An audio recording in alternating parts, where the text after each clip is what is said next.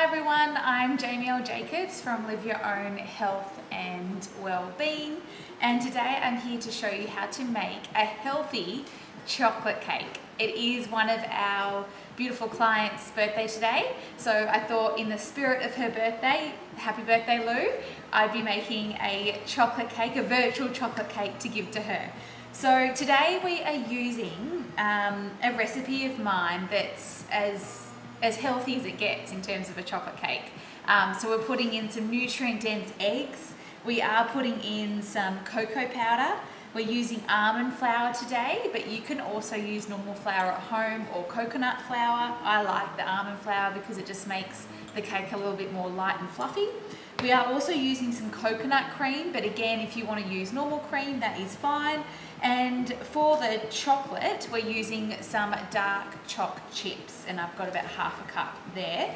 For the sweetener, we are using some good old raw honey from Pomona. It's about a 40-minute drive from here. So where you can, try and use really localized ingredients, support the local economy as much as possible. But I do also love the fact that it's raw honey as well. And we're going to make the cake rise because, again, we're not using self-raising flour. We are using a nut flour in the form of almond flour today. We're going to get it to rise by using some gluten-free baking powder and baking soda, but you can just use one or the other. You don't need to use both. I just like to use both just to be safe, on the safe side. So let's get started. I'm going to show you how I do this. If you want to, you can quickly run to the cupboard now if you've got the ingredients in the cupboard and do it with me. That would be great. But I will take you through and show you what I do. It literally takes about 5 minutes to prep, which is amazing, and it takes anywhere from 30 to 35 minutes to cook in the oven. So it is a real quick recipe, and it's one the kids can get involved in too. So what I do first is I put together all the wet ingredients, and then I'll put in the dry ingredients. So what I do is I just crack the eggs, and we're using 3 eggs today. Eggs are like little super food, a whole protein, and the yolk is just so nutrient dense. It's full with zinc, magnesium, choline. There's endless benefits to egg yolks, so please always try and use the egg yolks. They are the fat, the essential fatty acids in the egg, and then you've also got the protein in the white of the egg. But it's referred to as a whole protein because you've got about 7 grams of fat in the yolk, and you've got about 6 grams of protein in the white. So you just whisk it up, nice and easy. And then what I do is I put in half a cup of extra virgin olive oil. So normally in cakes you'll be using butter or olive oil. I like to use olive oil again because it just keeps it nice and fluffy, and it's a really healthy fat to have. So I'll just grab the cup.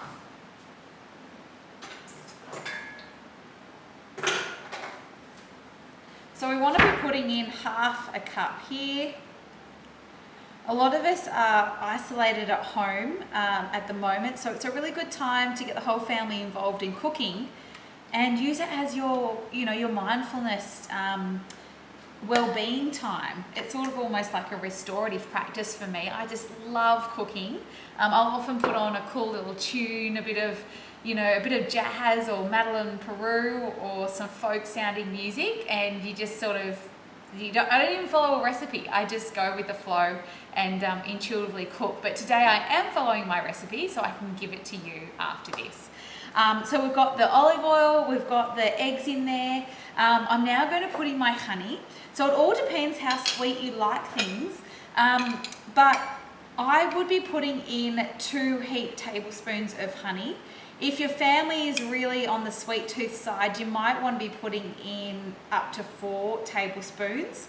But 2 tablespoons to me is fine. Keep in mind you are using dark chocolate unless you want to use some milk chocolate. If you're using milk chocolate in this recipe, it is always going to be a bit sweeter and not so bitter. So we've got the honey in there, and now we're just going to stir it all up. I keep my honey in the pantry so it's not, super solid. So you might just want to, with this recipe, either use maple syrup if that's not going to get as solid in the fridge, or just take your honey out a good hour before you want to use it. So just whisking all that up. I'm then going to put in 1/4 cup of my coconut cream. Yum. Again, if you are sensitive to coconut or you just don't like the taste, that's fine. You can just use normal thickened cream or pouring cream. That is absolutely fine. Again, there's absolutely no rules when it comes to cooking. I'm going to use a sifter now because my almond flour is a little bit lumpy, as you can see there. So I just grab my sifter and I put in 1.5 cups of almond flour, and I'm just sifting it in, and then I use my spoon just to try and get rid of the little lumps so we can use absolutely all the ingredients that we have today. Nothing gets wasted. I'm then going to put in 1/2 cup of cocoa powder. You can also use cacao powder. I just happen to have cocoa powder in the pantry, and I'm using everything in the pantry at the moment. We're not wasting a thing. Cacao powder is always less unprocessed, so it's probably a better option if you can get it, but I'm using cocoa powder today. So I'm putting in 1/2 cup into the bowl. I'm then going to reach for my baking powder and baking soda, and that's what's going to get this cake to rise and actually look like a cake. So I'm just going to put in, actually I'll put in 2 teaspoons. With my recipes, they do change all the time. Even if I'm making the same thing, I'll often change it up and just see what I get. But yeah, today I'm using 2 tablespoons of baking powder, and I'm going to use, 2 teaspoons, and I'm going to use 2 teaspoons of baking soda. And again, just make sure that you don't get any lumps there, so someone doesn't eat the piece with all the baking soda in it. And you're just going to stir that, mix it so it mixes up really well. I think this is something you can get the whole family involved with, so everyone can, you know, have a step, or even get your own baking bowl, your own mixing bowl, and everyone can make a slightly different flavoured cake. So you could do this with, make a banana cake and do it with mashed up bananas as well. That would be pretty cool. So you just mix it all up. You want to see a bit of a texture just like I've got here, where it's not super runny, but it is quite thick and it's still got some sort of nice flow to it. You don't want it to be super thick. If it's super thick, you have to add more liquid, either in the form of your olive oil or your coconut cream. Otherwise, it's going to be a very, very dry cake, and no one likes a dry chocolate cake. So we just stir it up there. I then have got my baking loaf. I usually would be using, you know, a cake tin, but I want this to cook quite quickly today, so I can show you the finished result at the end of this. So all I've done is I've got my baking paper, and I'm going to line that. I love this tin.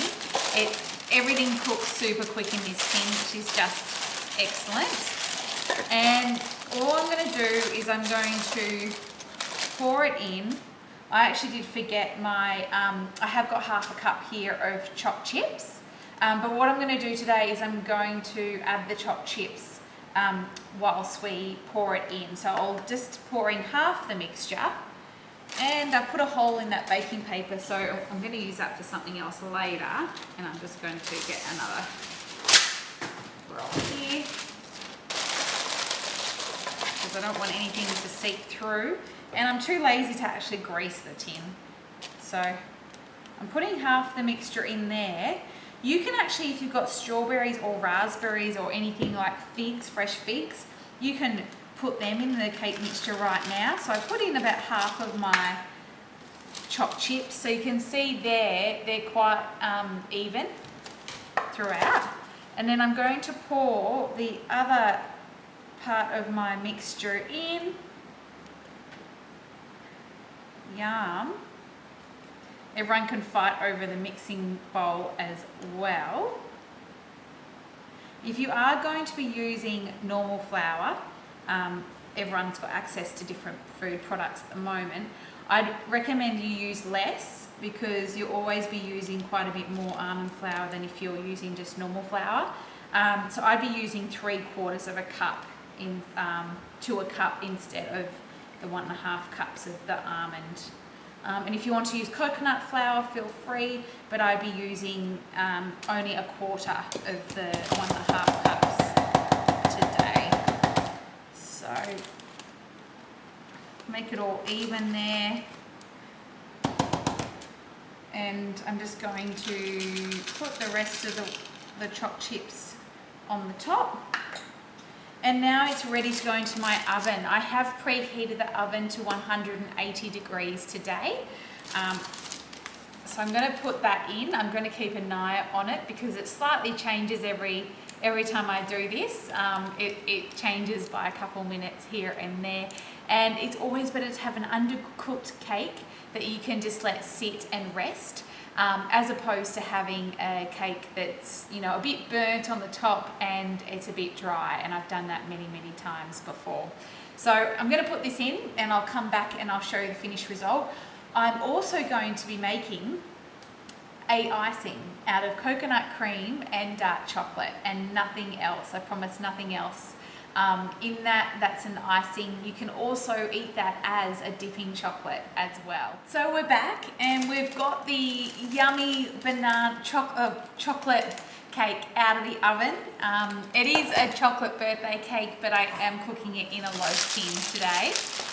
So you just get it out of the baking tin like so. And you can see it looks pretty amazing like that. So I'm just going to grab it and I'm going to show you the icing that I've got for it today. So the icing I've just purely made out of dark chocolate. So I've put in 1 cup of dark chocolate. That can be any sort of dark chocolate that you like.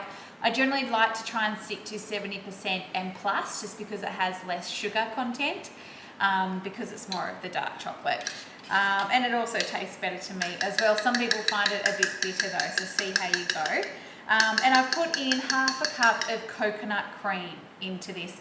If you leave it in the fridge, it will go quite solid, more solid than what your Nutella spread would go like. So if you're keen for like a hot chocolate, I would put it in the fridge, wait for it to solidify, and then put a tablespoon of that into a cup. Pour some hot water and some milk or whatever milk you like, and you've got a hot chocolate. So it's pretty versatile.